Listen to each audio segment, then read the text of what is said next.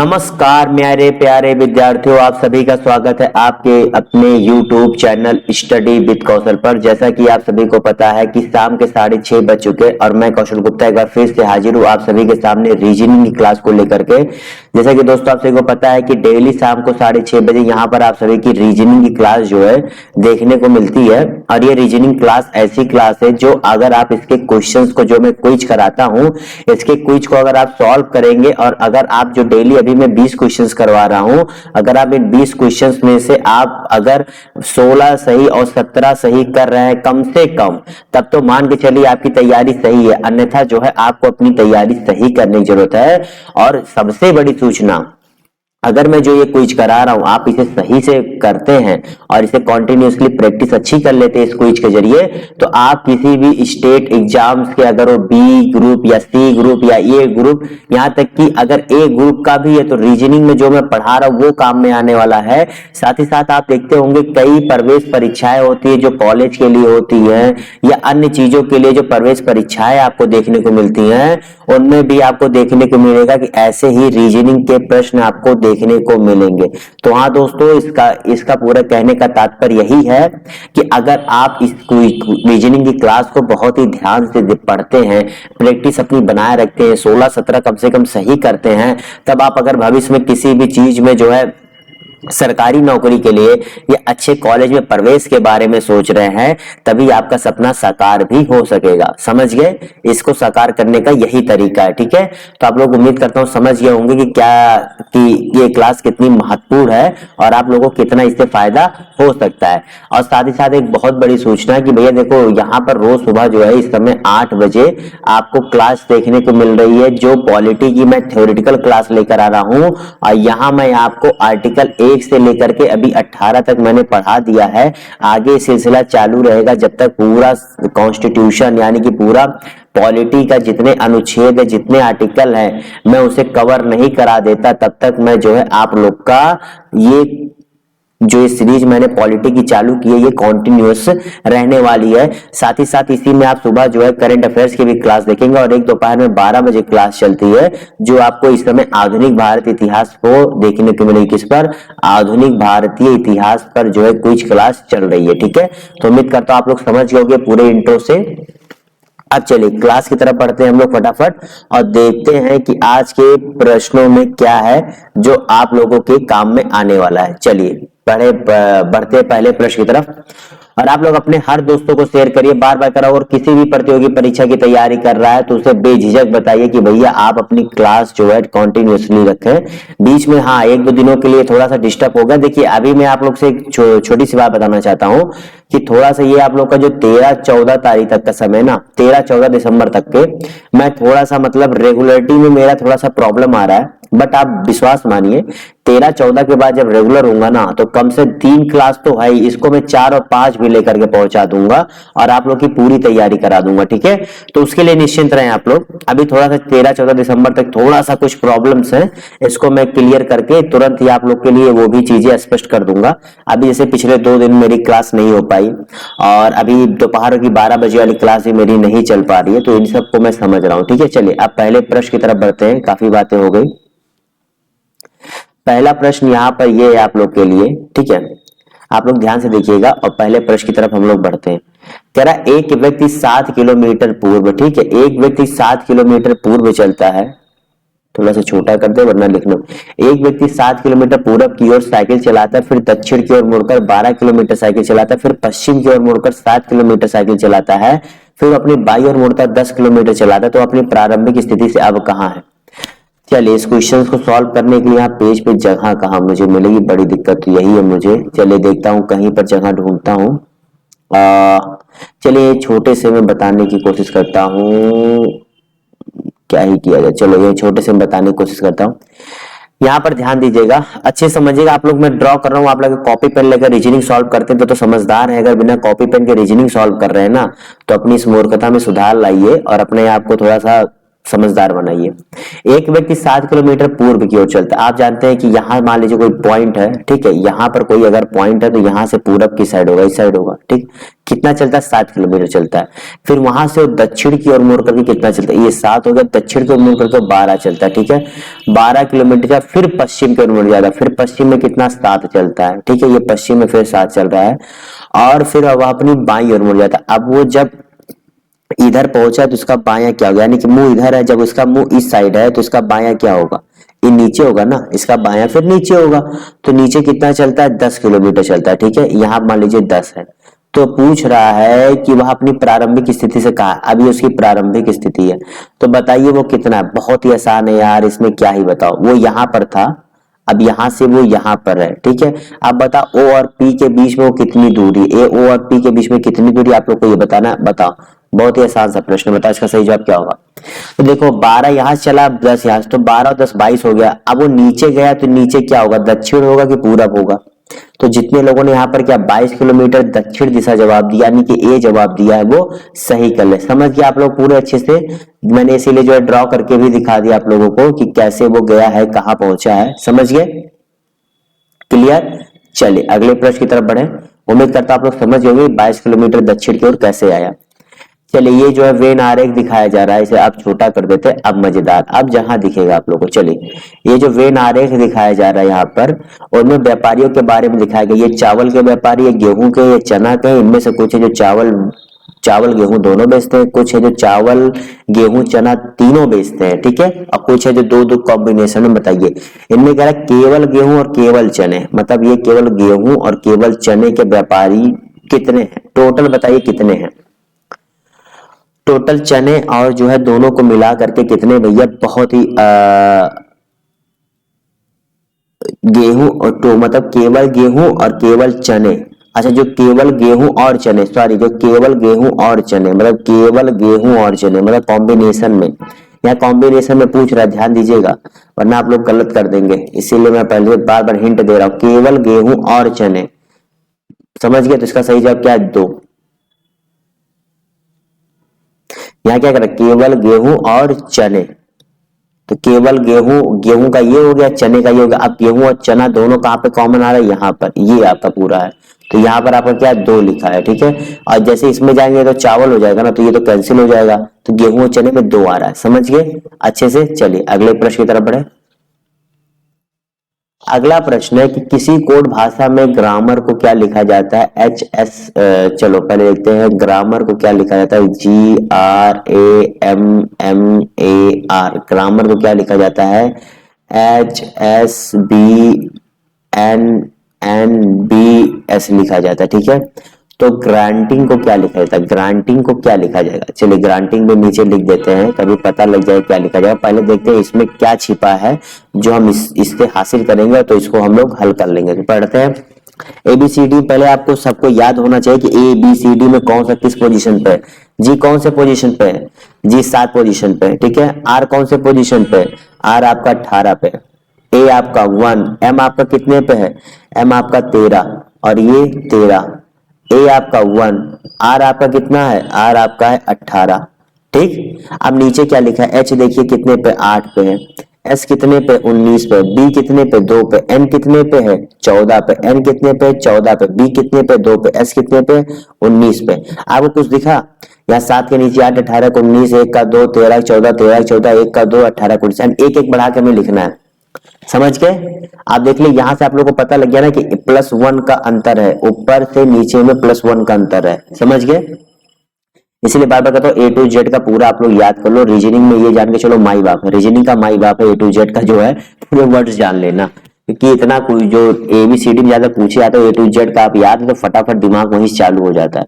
वरना आप जितना समय A कितने पे आएगा, B कितने पे आएगा, तो आपका झूठ मूठ का कोई रीजनिंग के प्रश्न पता है बहुत मॉडरेट होते हैं, बहुत ही, आपको बैंकिंग छोड़ दीजिए तो ज्यादातर जो आपको देखने को मिलेंगे बहुत ही मॉडरेट लेवल के होते हैं, ठीक है। इजी टू मॉडरेट, हार्ड नहीं होता है, लेकिन उसमें मेन क्या होता है, अगर आपकी प्रैक्टिस अच्छी है तो आप अच्छे से कर लेंगे, क्योंकि वहां बहुत जल्दी जल्दी हमें सॉल्व करना होता है, समय कम होता है। इजी तो होंगे आप लोग, ऐसे नॉर्मल पेपर देने बैठेंगे तो सब सॉल्व कर लेंगे, लेकिन वहां पता हमें समय देखना होता है, और समय के लिए क्या होता है? प्रैक्टिस, प्रैक्टिस अच्छी होती है, इसलिए प्रैक्टिस जो कराई जाती है अच्छे से करो। तो ग्रांटिंग क्या होगा? जी का कितना होता है? जी का 7 होता है तो 8 क्या होगा, 8 आपका हो जाएगा एच। आर कितना होता है, आर अभी पता लगा 18 होता है, 18 के नीचे क्या हो जाएगा 19 क्या होता है एस। ए का क्या होता है बी। तो देखिए एच एस बी कहीं दिख रहा है, ये दिख रहा है, आपको ज्यादा जानने की जरूरत नहीं, इतने में आपको तीन ही में पता लग गया इसका सही जवाब होगा।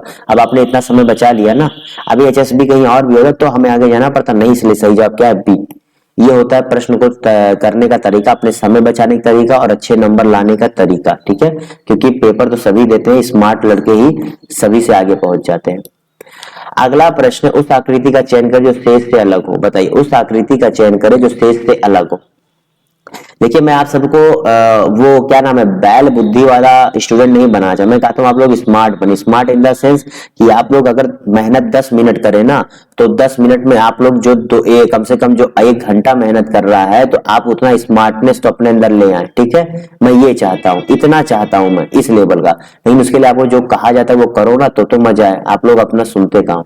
बताओ इसमें सबसे अलग क्या है, तो जितने लोगों ने यहाँ क्या जवाब दिया है, जितने लोगों ने यहाँ पर डी जवाब दिया सही कर लिया। देखिए इसमें सब में जो ऐसे पड़ी पड़ी रेखा है, ठीक है, पड़ी पड़ी, इसमें जो ऐसे तिरछी रेखा, इसलिए अलग हो गया, इसमें कुछ दिमाग नहीं लगाना था। अगला प्रश्न, उस आकृति को चुने जो बाकी आकृतियों से अलग है, बताइए उस आकृति को चुने जो बाकी आकृतियों से अलग है, फटाफट जवाब दीजिए।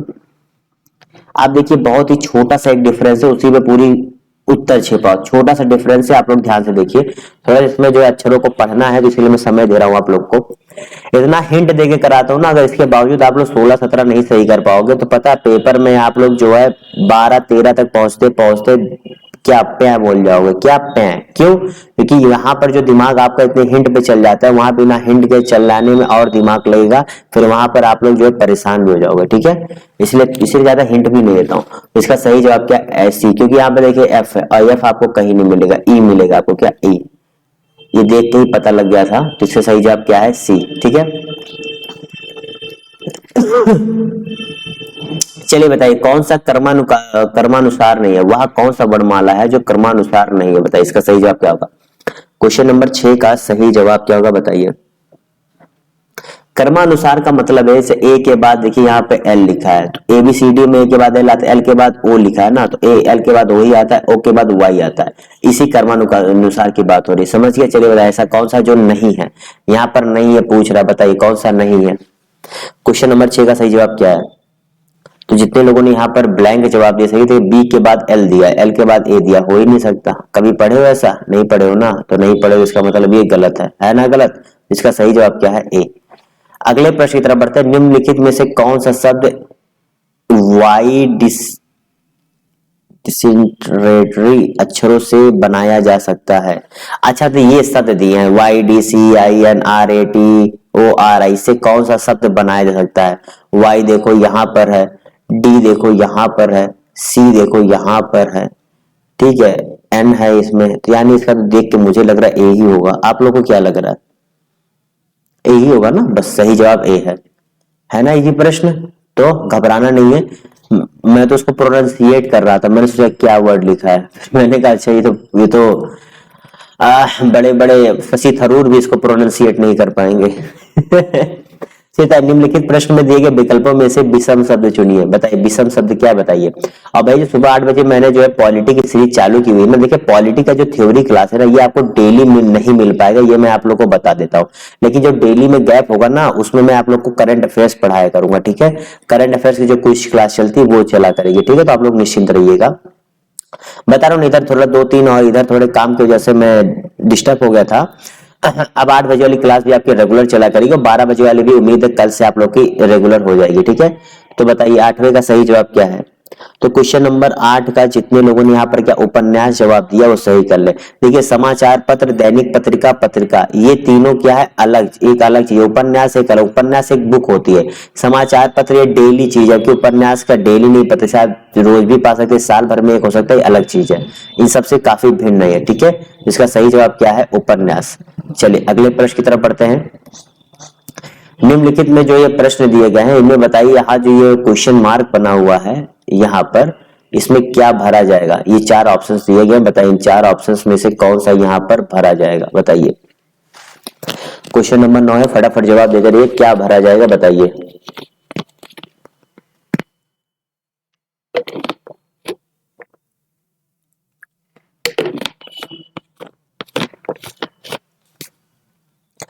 मेरे जितने लोगों ने क्वेश्चन नंबर 9 का सही जवाब क्या दिया है, बहुत ही आसान सा था। अगर आपको कोई दिक्कत होगी चलिए मैं वो भी बता देता हूँ। क्या 35, पूछे कैसे?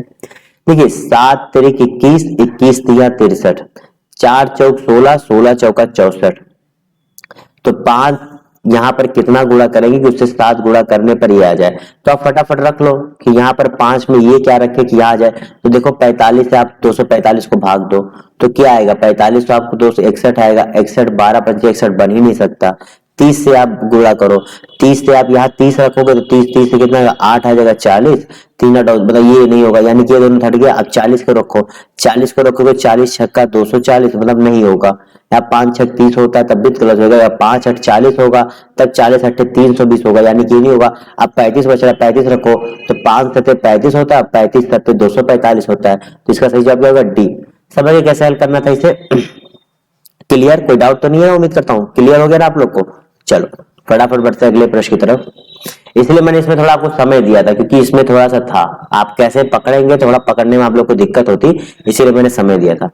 चलिए बताइए, दक्षिण पूर्व की ओर मुंह किए हुए एक व्यक्ति, आप देख रहे हैं ये आपका होता है।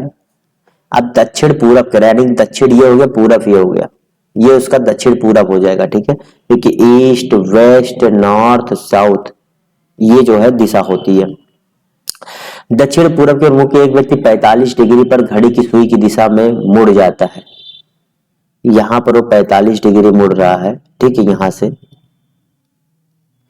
और फिर वह 180 डिग्री पर घड़ी की सुई की दिशा में मुड़ जाता है। अब यहां से जो है वो 180 मुड़ रहा है, तो 45 90 135 180 यहां पहुंच गया। ठीक है, समझ गए? वो 180 पे इस पॉइंट पे पहुंच गया, यानी कि वो पहुंच गया नॉर्थ की तरफ, एकदम स्पष्ट। उसका मुंह किस दिशा में, बता दिया यार, क्या बताएं आप लोग को। अब ये भी नहीं कर पाओगे तो हद है। अब इसका मुंह ऐसे जा रहा है तो जिस दिशा में जा रहा है उसका घड़ी सुई दिशा में जा रहा है, तो घड़ी की सुई दिशा ऊपर गई है तो उसका मुंह उसी दिशा में, तो इसलिए उत्तर दिशा में होगा। क्लियर? Any doubt? उम्मीद करता हूं नहीं होना चाहिए। चलिए अगले प्रश्न की तरफ बढ़ते हैं। दिशा वाले तो इतना समझ गए ना कि दिशा में कौन सा उत्तर पश्चिम किस हिसाब से होता है, कि इसमें भी कोई दिक्कत है। बताइए, यहां पर आप देख रहे हैं कि बिंदुवार रेखा पर पारदर्शी शीट को मोड़ दिया जाता है तो पैटर्न कैसा दिखाई देगा। बताइए, अगर इसमें जो दिया हुआ है इसे अगर हम मोड़ देंगे तो पैटर्न कैसा दिखाई देगा। बताइए इसका सही जवाब क्या होगा, बताइए सभी लोग इसका सही जवाब क्या होगा।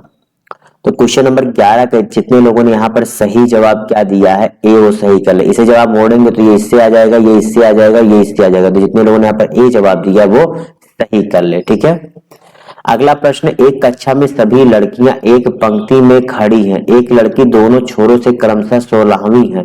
कक्षा में कितनी लड़कियां हैं? सभी लड़कियां एक पंक्ति में खड़ी हो गई, एक लड़की दोनों छोरों से क्रमशः 16वां, मतलब इस छोर से आओगे इस छोर से आओगे तो ये जो है यही 16वें स्थान पर ही मिलेंगे। तो पूछा कितनी लड़कियां हैं? अरे भैया इधर से 16 आ रहा है, इधर से 16 आ रहा है। ठीक है, तो यानी कि दोनों तरफ से कॉमन है, उसमें से एक घटा दो, यानी 16 प्लस 16 कर दो और माइनस 1 कर दो तो कितना आएगा, 31 आएगा। इसका सही जवाब क्या, 31। समझ गए? इसका सही जवाब क्या है, 31। ओके, चलिए अगले प्रश्न की तरफ बढ़ते हैं। 2 मिनट बाद।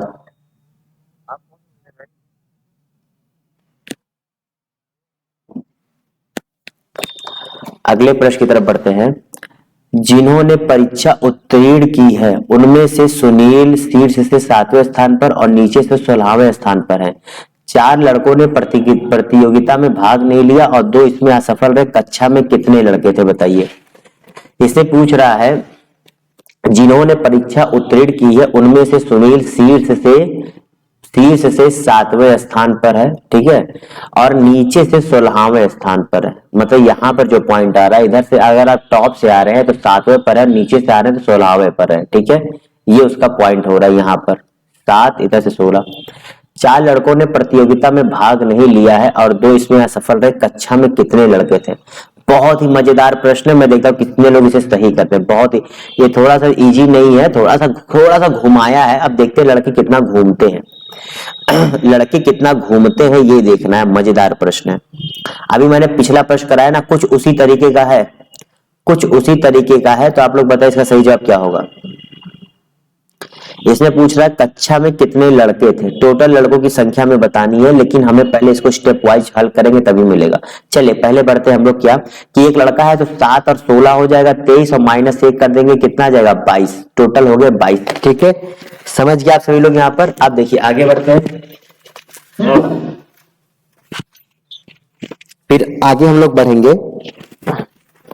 तो यहाँ पर क्या करें, 4 लड़कों ने प्रतियोगिता में भाग नहीं लिया है और 2 उनमें असफल रहे, लेकिन हमें टोटल तो इन्होंने भाग नहीं लिया ना, तो ये भाग लेते यानी 22 4 26 हो जाते। और उसके बाद कह रहा है 2 इसमें असफल रहे, अब 2 इसमें असफल रहे तो वो भी तो जोड़े जाएंगे, टोटल 28। क्योंकि यहाँ पर क्या परीक्षा उत्तीर्ण करने वालों की लिस्ट थी, यहाँ पर असफल यानी अनुत्तीर्ण रहे, तो लेकिन लड़के तो थे। अगर आप में से जितने लोग पेपर दे रहे हैं तो फॉर्म तो पूछा था ना कितने लोगों ने फॉर्म डाला, वो बात अलग की, वो एक चीज पूछा जाता है कितने लोग सफल हुए कितने लोग असफल हुए, अलग चीज है। यहाँ मतलब पूछा जा रहा है कितने लोगों ने फॉर्म डाला, तो ऐसा है कि फॉर्म तो सब डाल रहे हैं ना, अब वो बात अलग है कुछ पेपर देने जा रहे हैं, कुछ पेपर देकर भी पास नहीं हो पा रहे, वो अलग की चीज है, लेकिन कितने लोगों ने फॉर्म डाला ये पूछा जा रहा है। इसका सही जवाब क्या है 28। क्या है 28, समझ गए क्या है सही जवाब 28, समझ गए कैसे है। चलिए अगले प्रश्न की तरफ बढ़ते हैं। यदि 1 मई को मंगलवार है तो 1 जून को क्या होगा, 1 मई आप लिख लो मंगलवार, ठीक है, तो बताओ 1 जून को क्या होगा। मई के बाद क्या आता है, अगर कोई डाउट हो कि मई के बाद जून नहीं आता है तो आप लोग को जो है कैलेंडर पहले रट लो फिर आगे बताओ। तो 1 मई के बाद मंगलवार, अब मंगलवार देखो कहाँ का आएगा, 1 मई के बाद 8 मई आएगा, 8 मई के बाद 15 मई आएगा, 15 के बाद 22 मई आएगा, 22 के बाद 29 मई आएगा। अब 29 मई को जो है मंगलवार पड़ेगा। अब आपसे पूछ क्या रहा है, अब मंगलवार कितने दिन का महीना होता है ये भी जानना चाहिए, टोटल 31 दिन का होता है। तो 1 जून पूछा नहीं, इसमें क्या बच रहा है, 30 बच रहा है, 31 बच रहा है, 1 बच रहा है, तो यहाँ क्या बुधवार बृहस्पतिवार शुक्रवार। Any doubt, any doubt, if you have doubt you are not a good boy. Okay, इसका सही जवाब क्या है बी शुक्रवार। ओके चलिए अगले प्रश्न की तरफ बढ़ते हैं। इसका पता है डायलॉग क्या होता है, if you have doubt I will shout, क्योंकि अगर तुम्हें इतने इजी हल करने पर भी डाउट हो रहा है तो अब तो मुझे चिल्लाना ही पड़ेगा, if you have doubt I will shout. कैसा लगा डायलॉग, अच्छा था चलिए निम्न अक्षर श्रृंखला में आगे क्या आएगा, BEST, बताइए। यहाँ पर देखिए स्पष्ट रूप से लिख दे रहा हूं BELDGJFIL।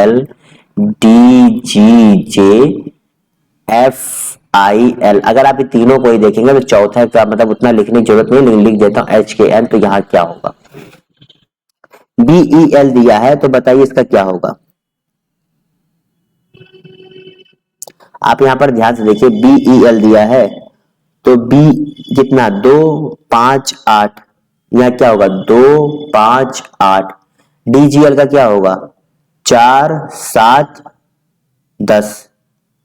F का क्या होगा 6 9 12। अब समझ लो यार, HKN पे आ जाओ, HKN की क्या होगा 8 11 14। ठीक है, एक चीज और देखिए, यहाँ पर 2 है 4 है 6 है तो यहाँ पर 8 आ रहा है, ठीक है, तो 8 के बाद यहाँ 10 होना चाहिए, तो 10 कौन सा अक्षर होता है, आई होता है। यहाँ पर 5 दिया है 7 दिया है 9 दिया है 11 दिया, तो 11 के बाद 13, 13 क्या होगा, मतलब दोनों तरीकों से हमें रिलेशन ढूंढना ना, एक तो हम लोगों ने ऐसे ढूंढ लिया, अब हम लोग एक अक्षर वाइज जा रहे हैं जो उसके आगे सीरीज में दिया हुआ है, ठीक है, जैसे यहाँ पहले का जो दिया हुआ इसका ढूंढ लिए, अब यहाँ पर जो दिया इसका ढूंढ लिया, फिर इसका ढूंढ लिए, ठीक है। यहाँ पर 8 10 12 14, 14 के बाद 16 क्या होगा, 16 आपका होगा पी, तो IMP जहां है वही इसका सही जवाब है, ठीक है, कि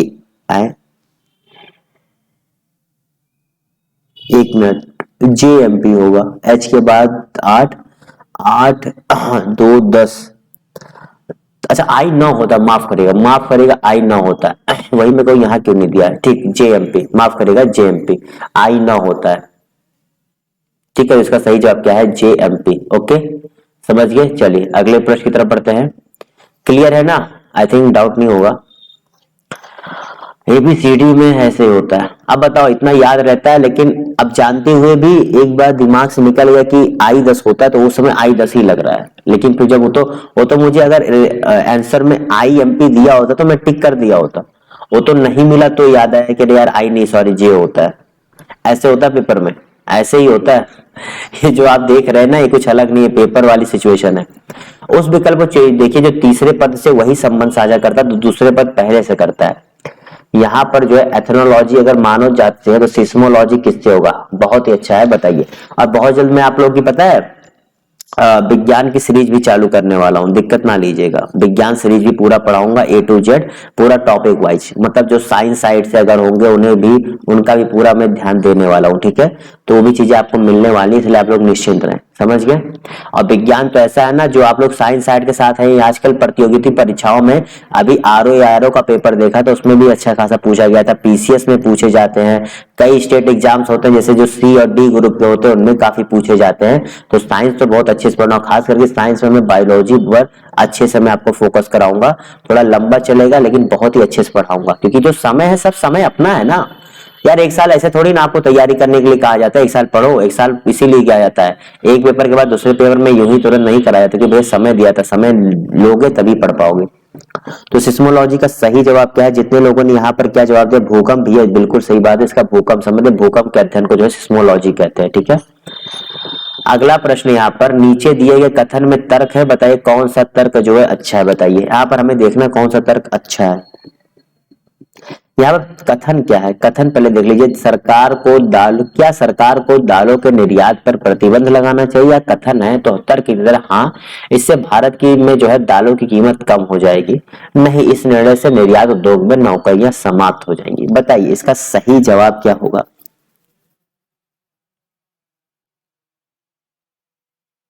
बताइए इसका सही जवाब क्या होगा? तो ये देखो, अगर आप लोगों ने, जिसको लग रहा है कि दोनों सही है वो गलत है, और जिसको लग रहा है केवल दो सही वो गलत है। जिसे लग रहा है केवल तर्क एक मजबूत है, बिल्कुल। देखिए भैया, जब आपके घर पे, जैसे मान लीजिए आपके घर में 10 रुपए हैं और आप 10 रुपए हैं, उसके बाद आप सोच रहे हो कि चलो हमें मार्केट में अगर बेचेंगे तो क्या होगा, हमें 10 का 11 मिल जाएगा, ठीक है।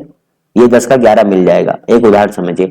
लेकिन होगा क्या, जब आप 10 का 11 बाहर बेचने जाओगे तो पता लगेगा कि यहाँ पर तो कम पड़ने लगा, और जब यहाँ कम पड़ेगा तो जो पहले लोग 10 रुपए में यहाँ खरीद रहे थे अब उन्हें 12 रुपए 14 रुपए देना पड़ेगा।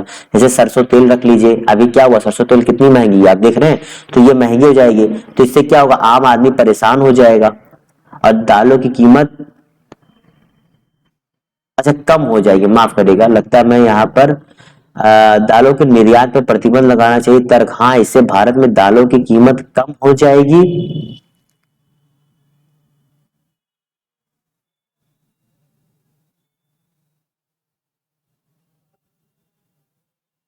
अच्छा हाँ, प्रतिबंध लगाने का, माफ करेगा, मैं यहाँ कर दिया, ठीक। हाँ, प्रतिबंध लगाने की बात करा, ठीक। जब प्रतिबंध लगाएगा तो कम तो होगी ही, ठीक। जब प्रतिबंध लगाएगा मतलब वो माल बाहर जाएगा ही नहीं, मतलब बता रहा मुझे यही था लेकिन मैं मोड अलग चला गया। जब वो बाहर जाएगा ही नहीं तो भाई यानी कि देश में वो प्रचुर मात्रा में रहेगा। और आप भी पता है, आपको पता है कि रुपए में जो बढ़ोतरी बढ़ोतरी होती है उसका एक ही रीजन होता है, give and take, demand supply. क्या होता है डिमांड सप्लाई? अगर किसी चीज की डिमांड बढ़ रही है और उसकी सप्लाई भी बढ़ रही है तो दोनों प्राइस स्थिर रहेंगे। लेकिन अगर डिमांड गिर रही है तो प्राइस उसकी अपने आप बढ़ जाएगी, क्यों? क्योंकि उपभोग करने वाले हैं, ठीक है। और मान लीजिए डिमांड बढ़ गई तो प्राइस उसकी घट जाएगी, ठीक है। ये होता है डिमांड और प्राइस जो है इसी को ध्यान में रख के मार्केट में स्टेबिलिटी लाई जाती है, ठीक है। इसीलिए पहले जो है गवर्नमेंट ने एक एक्ट लाई थी कि जो है इससे डिमांड और सप्लाई में स्थिरता रखी जाए। पहले क्या करते थे ना, बहुत लोग ऐसे क्या करते थे, जैसे मान लीजिए कि 10 टन आपके चना पैदा हुआ है इंडिया में, तो बड़े बड़े उद्योगपति जो थे वो अलग अलग राज्यों से जा करके, मतलब मार्केट से 3 टन 4 टन इकट्ठा कर करके डंप कर लेते थे। बाकी मार्केट में 7 टन होता था, लेकिन क्या होता था, अब 10 टन है ही, उसमें से आप 3 टन कर लिए, 7 टन मार्केट में है। अब चना होने में तो 1 साल लगता है ना, 1 साल लगता है। और ये चने को बढ़िया से रखे हुए 3 टन को, ये 7 टन जब मार्केट में खत्म होने लगा, फिर होगा कि और चना कहाँ से, और चना कहाँ से है, तब पता लगा अच्छा अब मेरे पास चना है, अब मैं बेचूंगा। तो फिर बेचूंगा क्या, जो आप 70 रुपए का पा रहे थे वो आप बाद में 120 130 का पाएंगे, इतना महंगा हो जाता है। तो यही होता है, ठीक है। चलिए, तो मैं झूठ मूठ का आप लोग को भारत के बारे में कुछ ज्यादा ही डिटेल में बताने लग जाता हूँ।